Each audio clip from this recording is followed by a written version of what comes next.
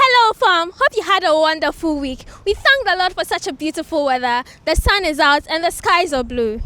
Today, we are going to take a look at the 7 laws of harvest, which are prerequisites for us to live a life of growth and increase. Last week, Reverend Dr. Selassie Ajinasari took us through the 7 laws of harvest. And the first law, we learned that we reap what we sow. And also, we learned that we reap in kind what we sow in kind. How true is it? Is it always true that we reap what we sow? Yes, it is, because the Bible says, so far as the earth is existing, definitely seed time and harvest time is concrete. It will happen. So you believe that we reap every time what we sow? Yes, every time. How true is this? I disagree. Yes, seed time and harvest time would exist, but it doesn't guarantee that during the harvest time you would reap what it is that you sowed in the seed time. Now, you could sow corn, it would come out, but it wouldn't be the corn that you expected. If a corn that is eaten up or messed up or rotten, or fruit that is rotten. You see, there are always external factors that could influence what it is that you sowed. You could sow a viable seed, so you think that you get a viable fruit in the end. But no, it doesn't happen all the time. There are so many cases where the seed that you sowed could have been influenced by an external factor. In farming, it could have been insects, it could be parasites, it could be a virus. In human terms or in your spiritual terms, it could be a devil in your life or in your family or in your witches. Oh, okay. So all the time. So there are influences that could interrupt the results that is that you expect in the end. I disagree, because irrespective of what you have sown, the thing is you have sown. So the fact that you sowed corn and then the corn came out rotten doesn't mean that you didn't reap corn. You still reaped corn. It just so happens that the corn is rotten. I also think that you reap what you sow is a fact, but it has to do with the individual. Imagine a farmer. Before you even sow, you have to check your soil. You get it? And it has to do with you, the individual.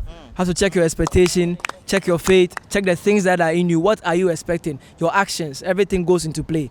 And if after sowing the corn, now as a farmer, it is my responsibility to keep watering them, to make sure that anything that is going to be a parasite is taken care of. That is how come farmers are consistently, fertilizing their soils, spraying and all that, because they are expecting a certain amount or quantifiable amount of products or produce. So I think that it's you reap what you sow. It is there, it's a principle, but then it has to do with the individual. Oh, okay. So another hot discussion I'd like us to address is we reap. Pastor Selassie said we reap more than we sow. That was his 5th point. And then his 6th point, he said we reap in proportion to what we sow. If we look at this seems like a contradiction. How well can you explain this? Well, in my opinion, it all depends on what you're expecting from God, because what you believe is what works for you. So if I sow a seed and I'm expecting a contract, that is what God will answer to. It doesn't mean that if I sow a seed and I give money, or I give a watch, or I give shoes, or I give clothes to somebody, it doesn't mean that God is going to reward me with money, because then that's not what I've asked him for. So it depends on what you sowed the seed for. Okay, so basically when you're talking about proportion, you're talking about a part of something. So then, yeah, that's what proportion means. So a part of a whole, you understand? So if you're saying that you reap in proportion to what you sow, it means that what you reap is what you are looking to receive, not in ratio, like not in the same equivalence or the same measurement, but then you are expecting the same thing back.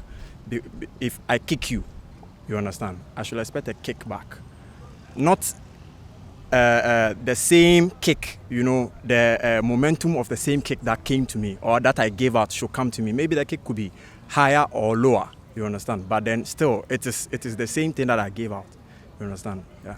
So basically. Okay, someone wants to add? So with the reaping and like proportional to what you sow, taking the parable of the talents, others were giving 5, others were someone was giving 2 and then 1. The one that was giving 5, made good use of it. He sowed accordingly, and then he had 5 extra. And then the other one, 2. He used it accordingly, and then he had 2. If you sow and then you know that, oh, I'm sowing, I want to get this, and you're actually praying and then having faith and trusting God for it, you definitely get what you want, more than what you want. But if not, then... Oh, okay. Thank you very much. Today's discussion has been mind-blowing and very insightful. I've learned a lot, and I hope you've also learned a lot. It's been fun having you. Thank you so much for making yourself available, and thank you very much. Well, we can't do anything about last year's harvest, but we can do something about this year and the years ahead. So I hope you've learned a lot from today. Thank you very much. This has been a TGTV production. My name is Abigail Asiedu. Have a fruitful week.